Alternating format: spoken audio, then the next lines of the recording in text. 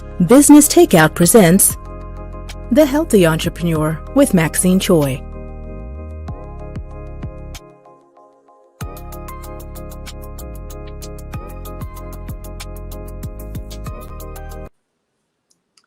Good night, everyone. Welcome to the Healthy Entrepreneur Show. My name is Maxine Choy. I'm your host. And tonight we have a guest by the name of Bev Talley.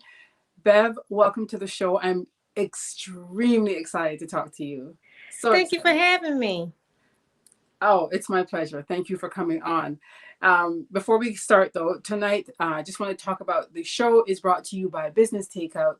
Business Takeout is a nonprofit social enterprise, and their mission is to increase Black wealth and empower Black entrepreneurs. If you are new to Business Takeout and watching it from anywhere, please follow them on all platforms, which is Facebook, Instagram, LinkedIn, YouTube, and hopefully we can spread this whole community of helping entrepreneurs. And of course, the reason for this show called The Healthy Entrepreneur is to inspire entrepreneurs. And I found you extremely inspiring, and I had to bring you on here because your story is quite interesting. One in which that I'm actually it's a very common story for my clients, right? It's a very common story. So nothing unique, but I think that from speaking to you and telling me what you went through and what you've been doing, what you continue doing, I think it's very inspiring, and you will definitely be inspiring the audience. So I'm gonna just introduce you, Bev Talley. You're from Atlanta, and tell us about yourself, a little bit about who you are. I'm a Georgia native, 55, mom of a teenage boy, and I work in the finance industry, which means I sit all day long. And right now, my life is peaceful, and I'm just trying to navigate or continue to navigate me being intentional with my body and my workouts and my fitness and my health. Right, exactly. I know. And which is one of the reasons why I wanted to talk to you, because I want to just hear your story. And your story is very interesting because you had a health scare, right? And you had a moment where you saw yourself and you thought, this is not me. So walk me through what happened, and then we'll take it from there. Well, sure. So actually, being from the South, we always say things come in threes. So my first indication was, and I've never really told anyone this, but my first indication was I was traveling for work, flying to Charlotte, and got in my seat and I couldn't buckle the seatbelt. And so I flew all the way to Charlotte, unbuckled, and too embarrassed to ask for a belt extension. That was number one. The health scare came when I went for a yearly physical, and my blood pressure was sky high to the point where my doctor wanted to have me admitted to intravenously decrease my blood pressure. I didn't want to do that, and so we ended up going to a hypertension doctor, and all of this was at the age of 48. And at that particular doctor's office, I just said to myself, this cannot be my life. I'm approaching 50. This is not the way I want to live. And the third thing was I went to a birthday party, and of course, people are taking pictures. I was one who never liked taking pictures. I knew I was overweight, but I really never knew what I looked like. And my girlfriend sent me the picture, and I was just floored. I just thought, that cannot be me. Is that what I look like? And 2 days later, actually the following morning, I called my trainer, Lauren Powers. I called her, and I'd known her from previously. And I was just in tears, just to the point to where I was asking her for help. Like, you got to help me. I'm not going to make it like this. And that was the catalyst. And 2 days after that phone call, I was in the gym. I hired her as my personal trainer, and she'd been my trainer for 4 years. And I stopped fast food cold turkey, the sodas, the sugary foods, the cakes, the pies, everything Right. for a whole year. Mm. And at my biggest weight, I was 237. And so I'm 4'11. So that's a lot of weight to carry for my stature. And Mhm. on my 50th birthday, I was 143, my smallest weight. And it took a lot of courage for me, and also a lot of determination and a lot of pushing. Mhm. And I also sought individual therapy during that time as well to help me over those. There were other things that came into play as well as to how I got the way I did. One thing being depression. And my therapist helped me out a lot with that. Okay. Um, so I'm just making some notes because we're having this is not even we didn't even talk much about this, and I have some notes, questions I want to ask you. Um, okay. So you talked about looking yourself in the mirror and noticing that that wasn't you. And when you told me that, it's so interesting how sometimes it just takes that one little That thing, one little thing. right? Mm-hmm. And that one little thing could possibly have saved your life. That party Yes. you went to, right? Yes. Mm-hmm. And then of course just having to go to the doctor and the doctor tells you that you need to be intravenously medicated for your high blood pressure. Mm-hmm. So what were you doing before that? Like, what was your lifestyle like? Were you thinking that you wanted to start working out or start eating healthy? Were you thinking about that before that, or were you just Not really. Now, mind you, years prior, I had lost weight, and then I had an injury that I had to have surgery for, and that was the catalyst for me to stop moving. And once I yeah? stopped moving, I ate more, so it put me into a depression. Um, I'll tell you, Maxine, I was going to McDonald's every day, Yes. breakfast, lunch, midnight, especially breakfast. Especially, it's a problem when you go to McDonald's and the person in the drive-through remembers your order or Mm. remembers your name. Remember And your name. I remember telling myself, okay, that's a problem. But So I you still knew. chose not to do anything about Yes. it. Yes. That's that is a pretty interesting thing because a lot of people are going through this, and if Mm-hmm. anybody's watching this right now, you will know. Because and really and truly, it's not that you didn't even know better. It was the injury. You know that, right? Mm-hmm. The injury prevented you from even doing anything else. It was just basically like a coping mechanism. Right. Exactly. So, and that is why it's important for us to always be mindful of, what we're doing with, our lives, because we may not have taken the time to sit down and figure out, why am I doing this? We just keep doing it because it's easier to do it. It's easy. Right. Exactly. So, Exactly. okay. So then you were going to McDonald's every day and you knew that this was something that was not good, but you kept doing it. Was there any time that you thought maybe you needed help at some point from? Not until I saw the picture. That Mm, was when it really that was when it really hit me. And mm, knowing that I was coming up on 50 and just having an idea in my mind of, okay, this is not how we want to live. And I had to address the fact that I was depressed, that I was unhappy. And so all of those things play a picture into it as well, because you start blocking out everyone and everything, and the food becomes your solace. absolutely.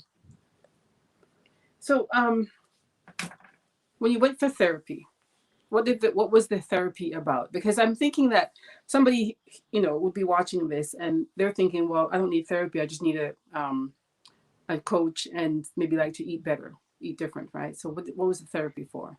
What made you Well, decide to go for I therapy? will say that I am a big proponent for therapy. Yes. It initially started off as couples therapy for my ex-husband and I. And I still wasn't fixing me. I knew there was Mm, something wrong with me, something that I needed to address with myself. And so stemming from couples therapy, I decided to go to individual mm, therapy.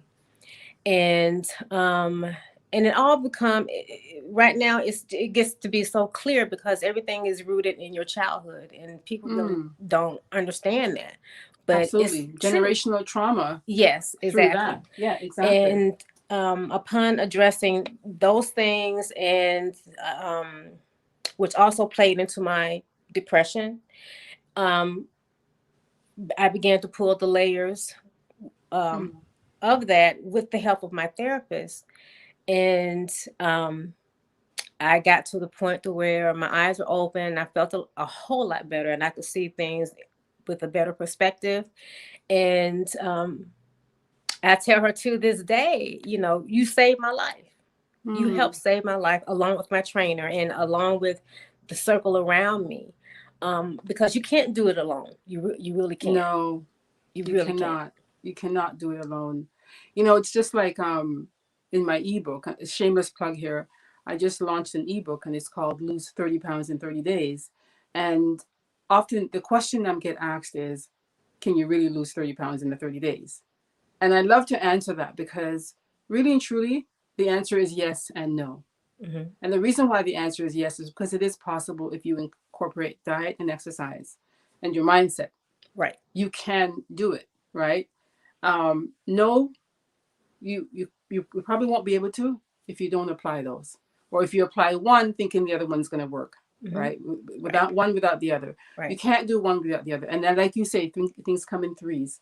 So diet, exercise, and mindset. It's so important, right? Hmm. Um, so what was the hardest transition for you? Because you're talking about going to McDonald's every day, breakfast, lunch, and dinner, and maybe other things that you may Hmm. have been eating. Yeah, I was hiding food. I was hoarding my food. I was binging, especially on the weekends. Hiding food under the bed, in the dressers. Just Really? it was, Yeah, yeah, it was horrible. Yeah. that's okay. I mean that is a relationship that you acquired with food that was comforting, and you didn't want to share that relationship with anyone other than yourself, Right. right? Right. And that was enough for you. It was very self-serving, but Hmm. at the time that was what Hmm. you gravitated towards. So when you started to make that change, you said you called the trainer, you got a therapist, and then you started like this 4 days later you were in the gym. So what were the challenges you ran into at the very beginning? At the beginning, the challenges were I wanted to go to McDonald's. Mm, I wanted the fries. I wanted the comfort food. And it wasn't just McDonald's, it was the comfort food. So I was still dealing um with layers of my depression and trying to manage that. And so that was the hardest thing, just trying to get out of those bad habits.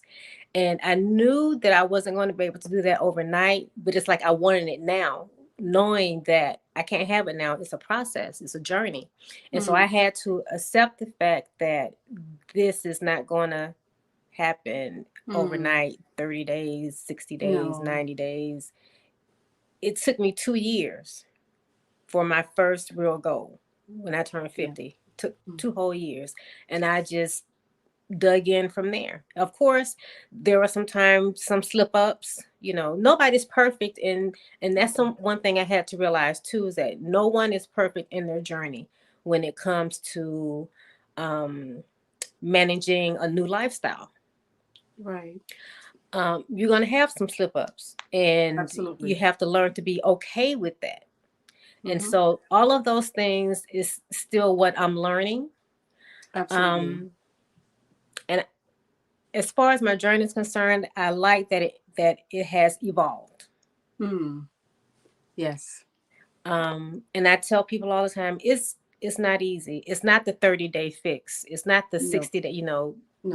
do this diet for 60 days. Okay, you could do that. And like you said, you can lose weight. However, what did you learn from that? Yes. Yes. You know, when you said it wasn't until 2 years that you actually hit a milestone, what milestone was that? Was it like 10 pounds, 20, 30? My initial goal was to lose 100 pounds. Hmm. And like I mentioned, I was 237 at my highest when we started. And so my goal was to lose 100.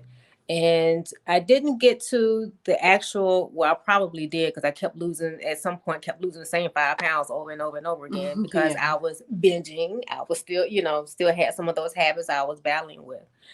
But when I reached my goal, I was able to I remember going shopping at Ross for a pair of pants, and I was able to fit in a size 8.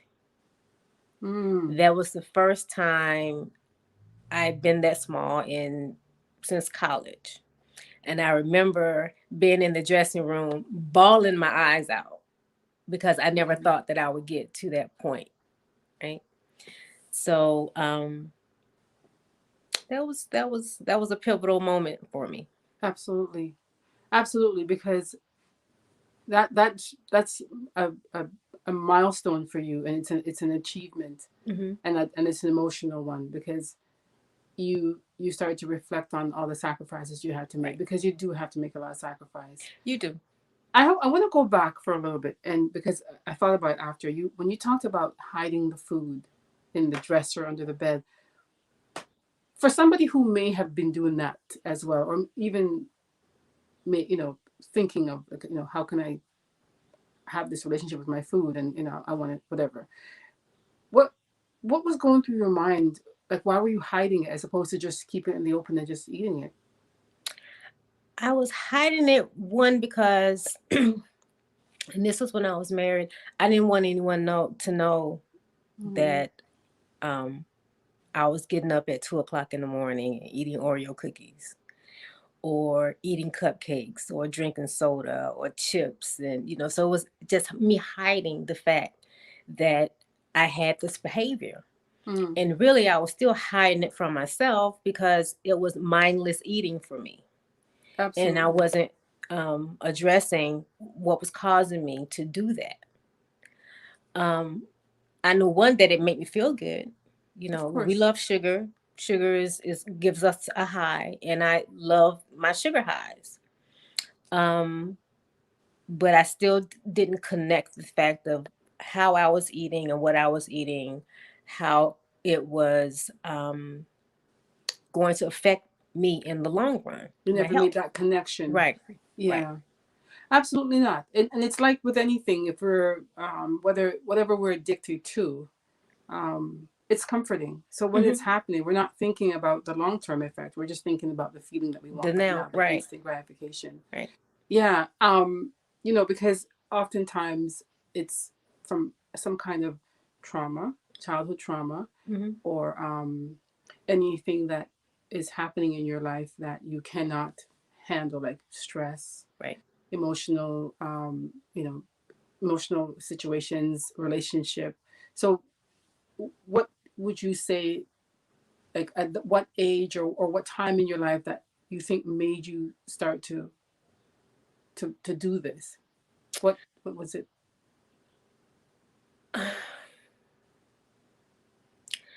I really can't pinpoint. I mean, because there are a multitude of things. Yeah. Um, the mm, Growing up, people will say things to you, Yeah. you know, about your appearance, I know. and how you could be better. So you're starting to think you're not good enough. Mm-hmm. And so I tell people, you got to understand, especially parents to children, or friends to other friends, your words stick. And, even though you may not It mean any does. harm, whoever you're speaking to, they're going to remember that, and they can internalize that. And then, yeah. It absolutely does, especially when it comes from the people who you trust, Hmm.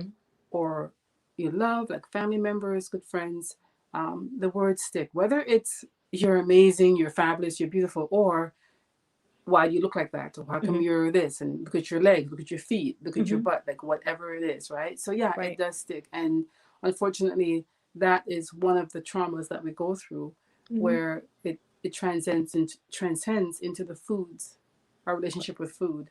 Right. Um, okay, so what was the hardest part of this journey? Because you said you posted a picture and you said 10-year journey.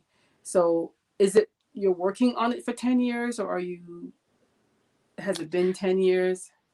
I've worked on this since October 14th, 2014. Mm.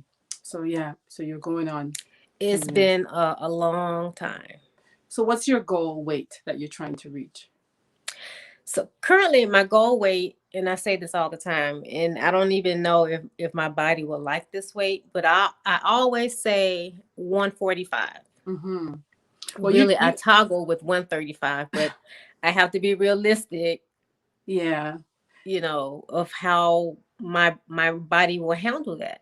you know, you posted, and that's true. You do have to be realistic because you said you're not very tall, Hmm. and you want to make sure that you maintain a body weight that's going to support you, and of course you want to lose weight in a healthy way, right? Not Yes. in an unhealthy way. So I'm glad to hear that you're being mindful of that, and knowing that you're going to take your time, and Hmm. as you get to certain weights, you're just going to keep going, or evaluate where you're at. Hmm. But you posted a picture of yourself before and after, and I was blown away. Like I just, like I mean, I don't know if it's on your Facebook or your Instagram. Do you have that one? I want It people to go and see it because it's amazing.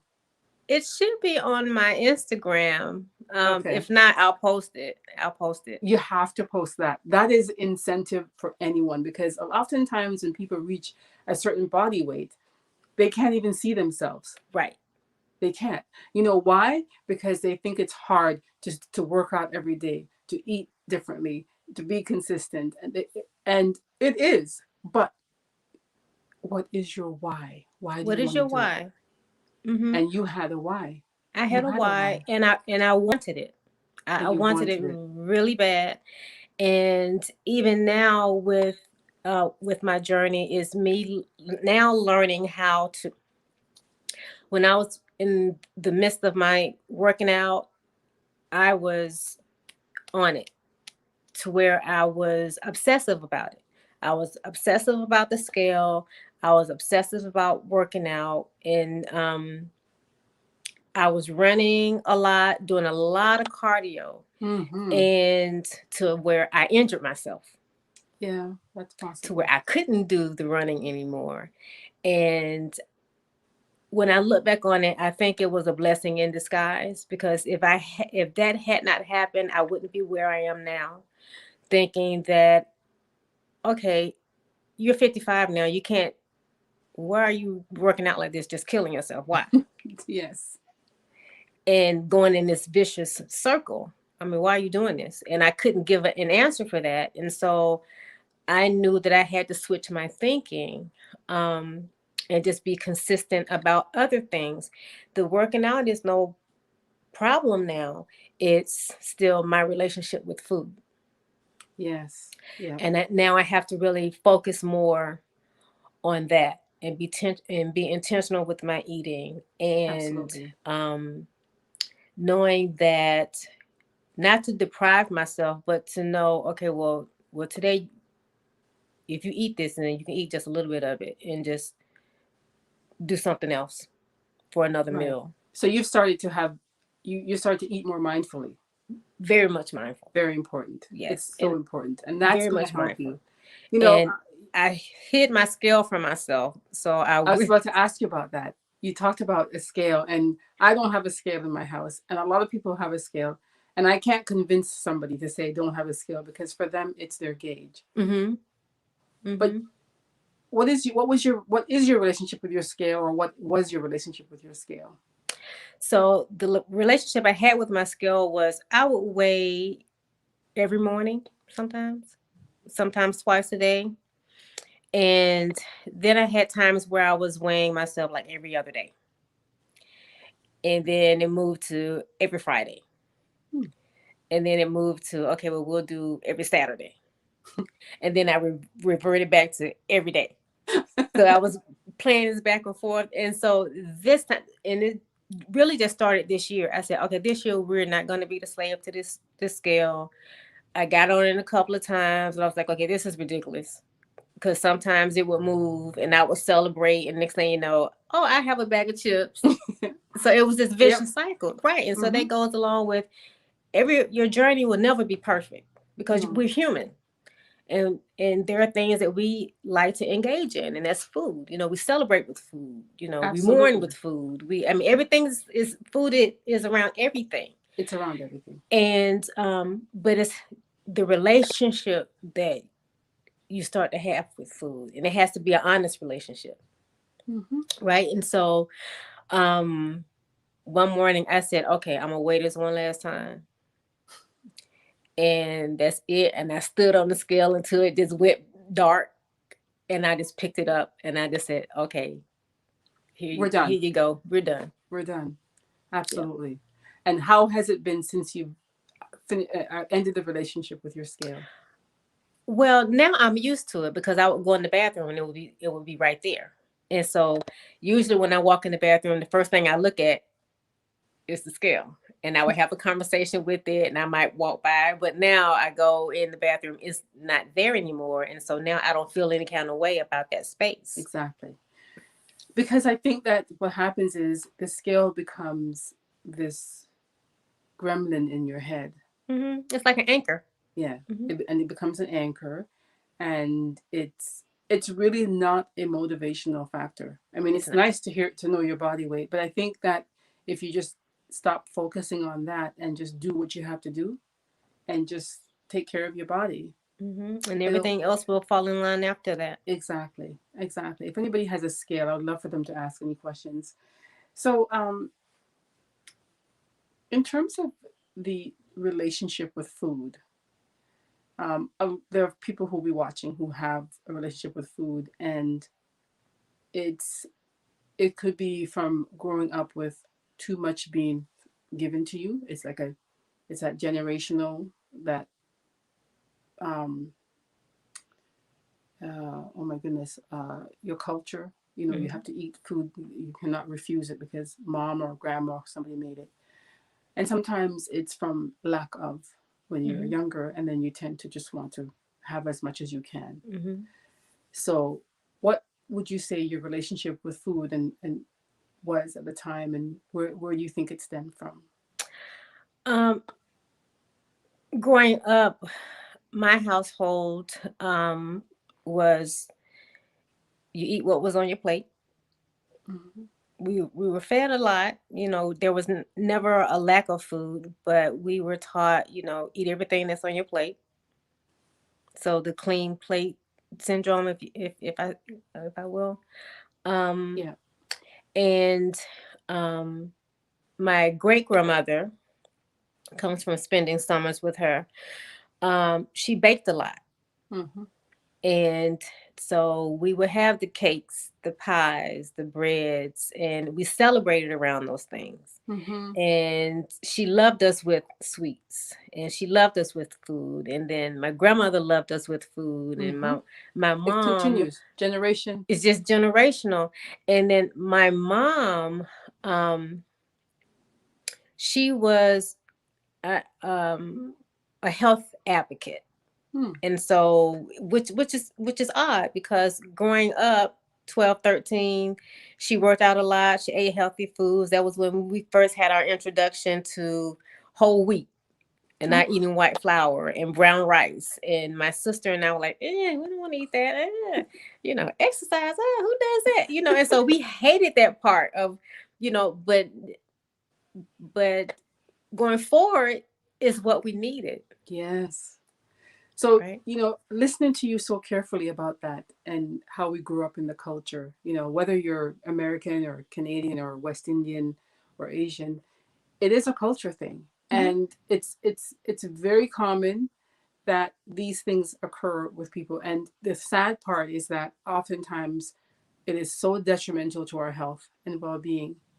And this is what causes a lot of the challenges that people have with their weight, and then that transcends into their mental state, and then of course their health, right? So this is your story is like I said, it's a great story, because I think that what happened with you is you realized that all of these things combined cause you to have a health scare that puts you into a fear-based motivation. Right. Because the first level of motivation is love, Mm-hmm. then there's fear, and then there's threatened, Mm-hmm. right?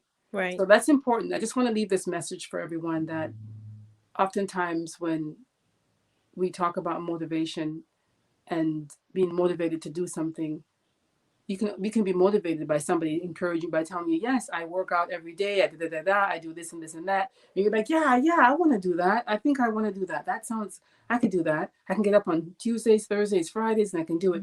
And that's motivation. And you probably can commit yourself to that. And the problem is that there's no why, and there's nothing around it to propel you, right? Other than the fact that you're looking at this person and they're giving you motivation. But if you love yourself, Exactly. you will do And that. how I typically say that I hit my rock bottom. And I believe that another individual is just as you mentioned, you want to work out, you want to do, okay, I'll jump on that train, but you won't take it seriously until you hit your rock bottom. Until you hit your rock And bottom. only you know what your rock bottom is. Absolutely. Absolutely. I mean, I tell people, when you start to see that you're going over your body weight, like your natural body weight or what you were comfortable with, the minute you start to see yourself go over, that's when you should start. Not, you don't want to wait till it goes over twice, because then it becomes harder, right? Because what happens is you start to get comfortable. Right. If there is anything that you'd like to tell somebody who is probably in the situation that you were in back in 2014, what would you tell them? I would tell them to really, as you mentioned, find your why. You have to have a reason. If there's no reason behind it, if there's no true reason behind it, then you won't take it seriously. Right. It'll only be temporary. And Absolutely. if you're looking to change your life for the long haul, then it has to be something that's permanent. And with that, you have to have a why behind it. Right. And what is your goal in life once you achieve that? My goal is very simple. I just want to be healthy. I want to be around for my son, for any grandkids I may have, and for my peace. That's it. I just want to live out the remainder of my life healthy, at peace, healthy, and family. Yes. And that is your why. That's my why. Yeah, that's your why. It's so important, because without your health, you have nothing. Without your health, you have nothing. And then also, I would like to add that that if you don't have your why and you're eating unhealthily, your family follows with that too. And Absolutely. because I was unhealthy, my son became unhealthy. Absolutely. The generation, it just That continues. generational, yes. Yes. Yeah. And I know sometimes, the word is probably being thrown around a lot, and especially among Black people, but it's everywhere, right? Yes. It's everywhere. Just different struggles. Right. But it's important for you to understand and see where it's at. So if anybody's watching and you're going through this, where you're like, okay, so why am I having these issues? So it doesn't necessarily have to be an overweight issue. It could be anything. It could be like a certain illness, like high blood pressure, a heart disease, cholesterol, whatever the case may be. Start thinking about, like, what is your eating habit like? What is your pattern? What's happening with the culture? You're eating the way that you were brought up in the culture, but maybe that's not for you. Right. Maybe it's not for us, right? Right. We're all bio individuals, so it's important that even though we grew up eating everything that grandma and whatever grandma put on our plate, the macaroni pie, sweet potato, whatever it is, it may not be good for us. Right. Because one man's food could be another man's poison. Exactly. Right. Exactly. So right. Definitely, I'm just so happy for you, and I bet during this interview I was saying to myself, you coming on here where this is going to be viewed like everywhere, maybe this is another accountability thing for you. So now do you feel that, oh my goodness, I need to be more accountable now that I came on national or broadcast? Like, how do you feel about that? Well, yes, and actually, even before this, me posting the before and after, that was accountability for me. Yes. So it wasn't to get the likes or the comments or great job or the accolades. It was for me to hold myself accountable. Yes. And the other thing that I do on top of that is I will post my workouts. Yes. I don't care what anybody else says about it. I'm tired of seeing you working out. I'm tired of it's not for you, it's for me. It's for you. Absolutely. I love that. Love it. You keep posting your workouts because it's for you. It works for you. It's your therapy. It really is. It's your therapy. I know exactly what you mean about that. Yeah. I know. And one last thing I was going to say to you is, okay, so the accountability page you opened up on Instagram, hopefully the producers will put it on here. You've got 2 pages, and one is your regular page and the other one is your accountability page. So if anybody wants to get into to follow your journey, where should we send them to? I would send them to my workout page. Now, either page. So my Instagram is Bev, and my accountability page on Instagram is Shawty Thick 55, SHAWTYTHICK, the number 55. Perfect. And I post my workouts on both. Okay. All right. And then they also translate over to Facebook. Yes, perfect. Okay, yeah. So it's there on the screen. So if anybody's watching, they can follow your journey, and maybe even touch base with you and just kind of get some inspiration and advice and support you on your journey. I certainly will be supporting you on your journey. I am just extremely impressed with just where you've come, and I think that you're gonna knock them out. You're gonna knock them out. Oh, and thank you. And you're welcome. And hopefully, I don't know where your son is at in terms of his health, but hopefully he'll get some inspiration from mommy. And he has, and I had to back up off him a whole lot and let him find his way. And he finally did on his own. So he's down 50 pounds. Yay! Oh, nice. So, all I can do is just say, give him high five, pat him on the back, and just try not let him do it on his own without the urging of mom. Yeah. But if I can just help one person, motivate one person, I'm happy with that. Well, I think that you have. I think you've motivated a bunch of people here. So, you've already surpassed that, and I'm sure you've done that as well with everything else. Because I saw you post on the Black Fitness group, and that's when I was like, okay, you know what? I need to talk to this girl because that's amazing, and I hope that you continue to do this and encourage others. Thank you. Thank you so much. I really want to thank you for coming on here and sharing this with us and answering all my questions. And I just appreciate it so much. And I want to thank the audience for watching and for your support. Again, please follow Business Takeout for all of your business inquiries or needs. They're here to help us grow and be educated in our business. And there's the information at the bottom. So with that said, I'm going to wish you just all the best in your journey. You just keep going. Don't stop. And for the audience, if you're thinking about changing your lifestyle and start being more intentional about what you do on a regular basis, start now. Don't delay. Call me if you have to. Reach out to me. My ebook definitely is a tool to use in order to help you, even just as a guide. There's more things in there. There's meal plans in there. There's just a few things that's there to help you because Even though we may not think we can't lose the weight, you actually can. It's just what you think, right? So with that said, I want to thank you again and say good night to the audience. Thank you so much for watching. Thank you so much. Good night. I really appreciate it. Not a problem. It was my pleasure. Have a good night, everyone, and stay well. If you enjoy our programming and want to help support Black entrepreneurship, please donate today. www.businesstakeout.com/donate.